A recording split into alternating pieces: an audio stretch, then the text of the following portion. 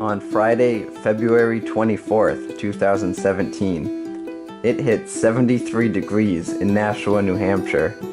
It was the warmest recorded temperature in February in the state. That's warm, but it pales in comparison to the heat wave that struck the United States and Canada in March of 2012.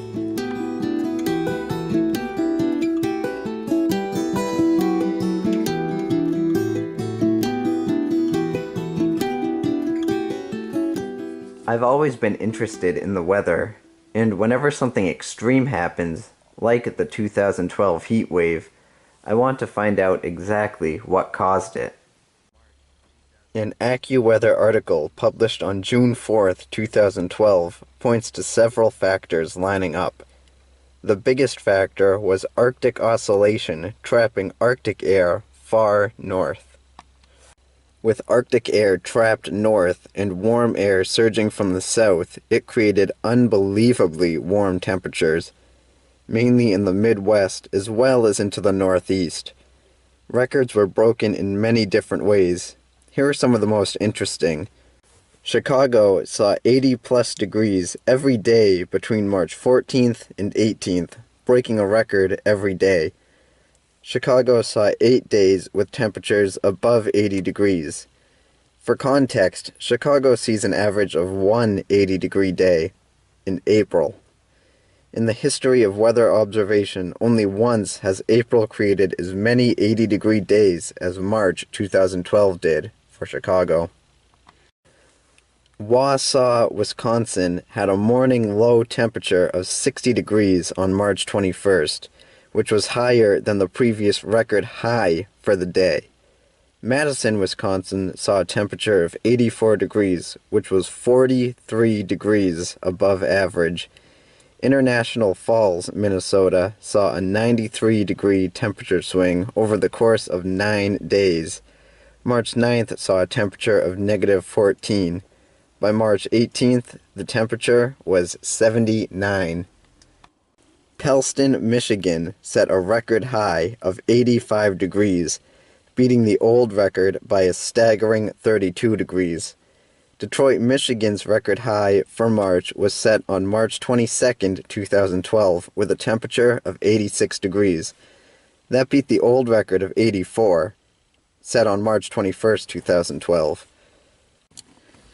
In parts of Michigan, the temperature rose above average highs for July at times. Winnipeg, Canada averaged 21 degrees above average for the month, even though there was multiple days around zero early in the month before the heat wave began. In the end, more than 20,000 warm records were broken in the month. While many basked in the early season heat, it did lead to inevitable problems. The heat fueled severe thunderstorms and tornadoes.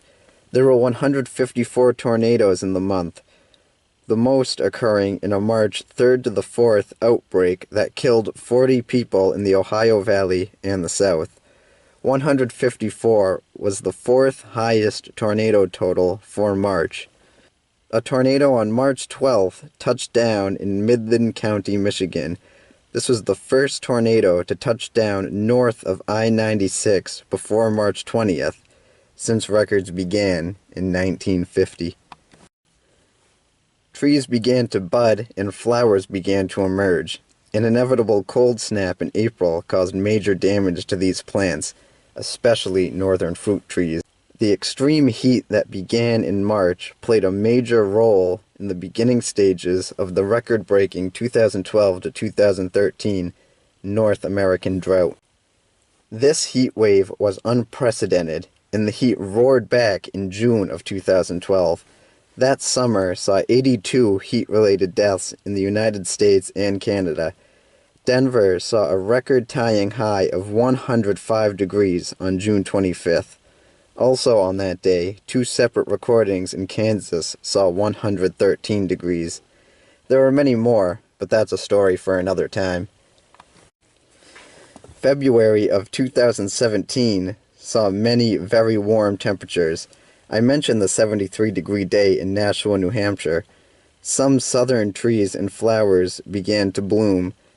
There were severe thunderstorms and tornadoes in the Northeast, including Pennsylvania, Maryland, and into the Ohio Valley. All in all, 11,000 warm records were broken in February of 2017. While February of 2017 can be chalked up as an extreme weather month, it still doesn't come close to the intense heat that struck 5 years ago. Some said the records broken in that heat wave were unbreakable. Those records were shattered. Are the records now in place breakable? Many will say no, but history may say otherwise.